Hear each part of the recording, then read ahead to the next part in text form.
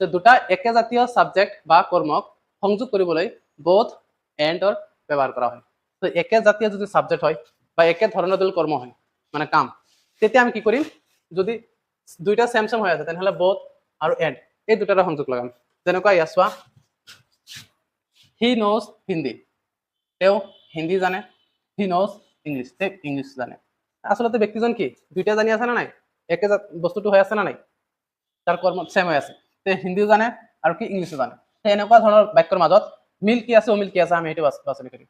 মিল কি আছে, he knows he knows, তো এই পাৰ্টটো মিল আছে না নাই, দুইটাৰ ক্ষেত্ৰত এইখিনি কথা মিল আছে, সেইখিনি কথা তুমি এবাৰ লিখি ল'বা। নেক্সট কি কৰিবা, হিন্দীটো আৰু ইংলিছটো এই দুটা অমিল, এই দুটা অমিলক সংযোগ কৰাৰ কাৰণে আমি কি লিখিম, বোথ আৰু এন্ড। তো ইয়াতে আমাৰ কাম হ'ব যে বোথ আগত আছে, তাৰ মানে এইটো ফাৰ্ষ্ট পাৰ্টত ইউজ হ'ব, এন্ড এইটো সেকেন্ড পাৰ্টত ইউজ হ'ব। তো ফাৰ্ষ্ট পাৰ্টৰ অমিল বস্তুটো কি হিন্দী, ইয়াৰ আগত লিখিছো আমি বোথ, আৰু পিছৰ সেকেন্ড পাৰ্টত ইংলিছটো অমিল, ইয়াৰ আগত এন্ড। তো এনেকে আমি বহাই কেনে সংযোগ কৰিব লাগিব। ঠিক তেনেকে ইয়াতে এটা কুৱেশ্যন পাইছো চোৱা, ইয়াতে মিল অমিল আমি আগতে চাম। তেনেকে he reads in Cotton College, his sister reads in Cotton College. Actually কি পাইছো ইয়াতে, ৰিডছ ইন কটন কলেজ, আৰু ইয়াতো same reads in Cotton College. এই বস্তুটো সেম হৈ আছে না নাই, সেই বস্তুটো আমি এবাৰ লিখিলেই হ'ব, হয় না নহয়।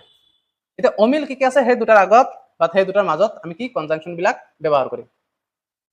হি হিজ সিস্টাৰ, কথাটো বুজি পাইছানে, এই দুটাৰ মাজত যিটো ফাৰ্ষ্ট পাৰ্ট আমি যেনেকে ইয়াত চাইছো, হিন্দীটো আমাৰ কি হয় ফাৰ্ষ্ট পাৰ্টত আছিলে, হিন্দীৰ আগত বহিছে কি বোথ।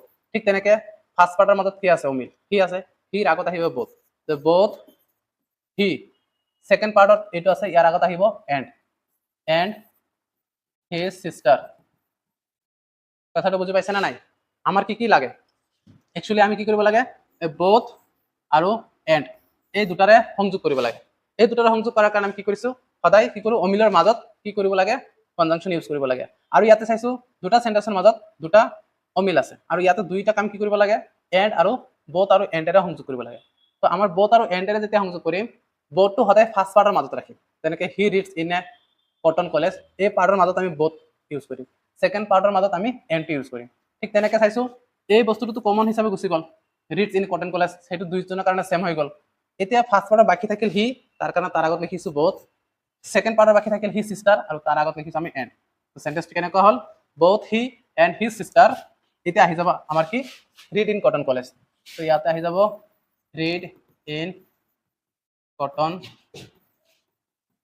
কলেজ।